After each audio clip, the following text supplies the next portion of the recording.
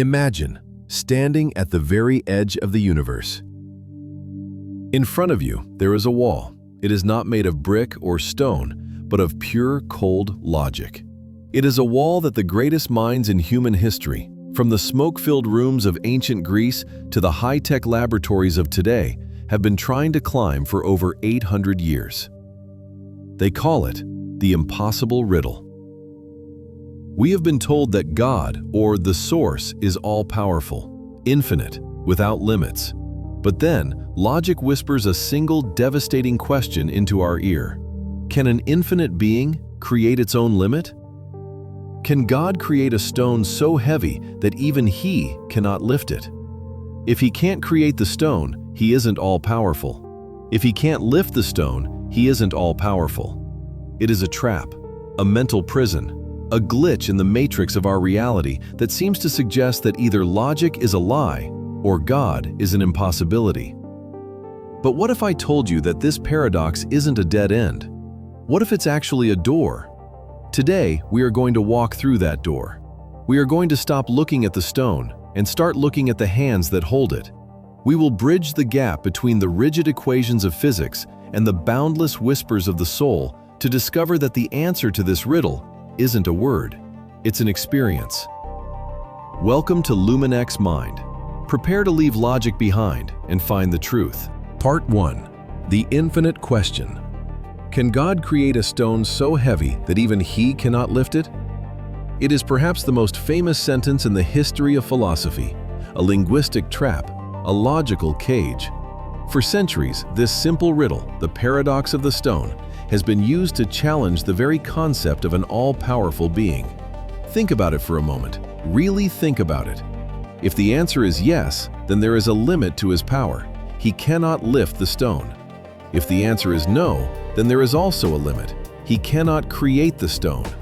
Either way, the word omnipotence, all-powerfulness, seems to dissolve into a puddle of contradiction. It suggests that the very idea of an infinite creator is, at its core, illogical. But what if the problem isn't with the creator? What if the problem is with the tool we are using to measure the creator? What if our logic is like a ruler trying to measure the volume of the ocean, or a compass trying to find north while standing exactly on the North Pole? Welcome back to Luminex Mind.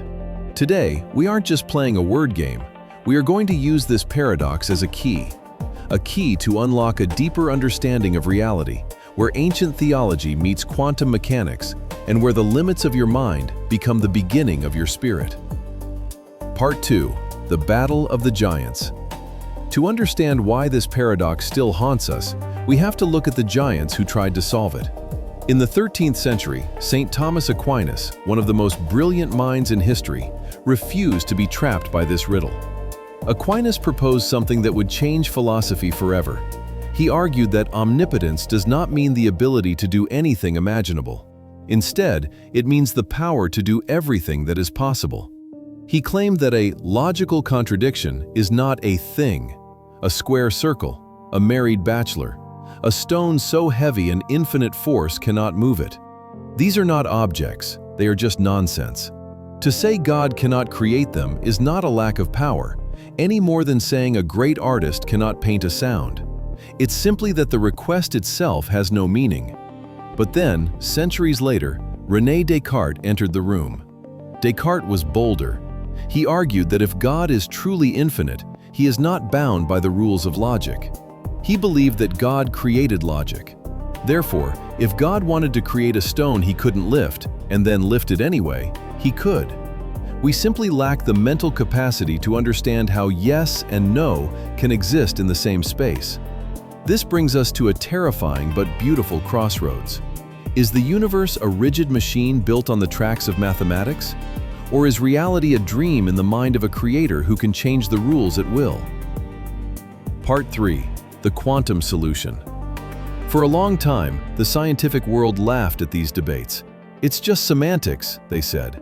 But then, the 20th century arrived, and with it, the strange world of quantum physics. Suddenly, the impossible became the observed. In the quantum realm, particles exist in a state of superposition. They can be in two places at once. They can be a wave and a particle at the same time. The law of either-or crumbled. It was replaced by the law of both-and. If we look at the omnipotence paradox through a quantum lens, the stone and the lifting are no longer contradictions. They are simply different states of the same reality. Just as Schrödinger's cat is both dead and alive until the box is opened, the divine can be both the creator of the unliftable and the lifter of the uncreatable. Think about the concept of singularities in black holes. Points where the laws of physics, our logic, simply stop working. Density becomes infinite. Time stops. If the physical universe contains points where logic breaks down, why would we expect the source of that universe to be smaller than a logical syllogism? We are beginning to see that logic is not the ceiling of reality. It is just the floor. And to understand the paradox of the stone, we have to stop looking at the floor and start looking at the stars. Part 4. The Spiritual Mirror. Now, let's take this away from the textbooks and into the soul. In Eastern spirituality, there is a concept called Leela, the divine play. The idea is that the infinite consciousness, call it God, the universe, or source, became bored with being everything and all-powerful. To experience anything at all, it had to create limits. It had to hide from itself. From this perspective, the unliftable stone is not a philosophical mistake. It is us. We are the stones. We are the divine consciousness, frozen into form, experiencing what it's like to be limited, to be heavy, to be stuck. The paradox is the very mechanism of life. The divine creates a problem so heavy it cannot be solved, just for the joy of discovering a way to solve it. Think about your own life. Have you ever felt like you were carrying a weight you couldn't lift? A trauma, a fear, a mountain of debt, or a broken heart? In those moments, you are living the paradox. You are the creator of your reality, yet you feel crushed by it. But here's the secret. The moment you realize that the stone and the lifter are made of the same stardust, the same consciousness, the weight changes. You don't lift the stone by using more muscle. You lift it by expanding your awareness until the stone is no longer outside of you. It becomes a part of you, and you move it as easily as you move your own hand. Part 5. The Transcendence. So, can God create a stone so heavy he cannot lift it? The answer is not a yes or a no. The answer is a revelation. The paradox exists only as long as you believe you are separate from the infinite. Logic is a map. It is useful for navigating the world of objects in time. But you are more than an object in time. You are the space in which time happens. You are the consciousness that allows the logic to exist in the first place. The Omnipotence Paradox is an invitation. It's an invitation to stop trying to think your way into the divine and start being your way into it. It's an invitation to embrace the contradictions of your own life, the fact that you are both a tiny speck of dust and the entire universe in a single drop. Thank you for joining me on this deep dive today at Luminex Mind. This channel is about finding the light in the mystery, the science in the spirit, and the power in the paradox.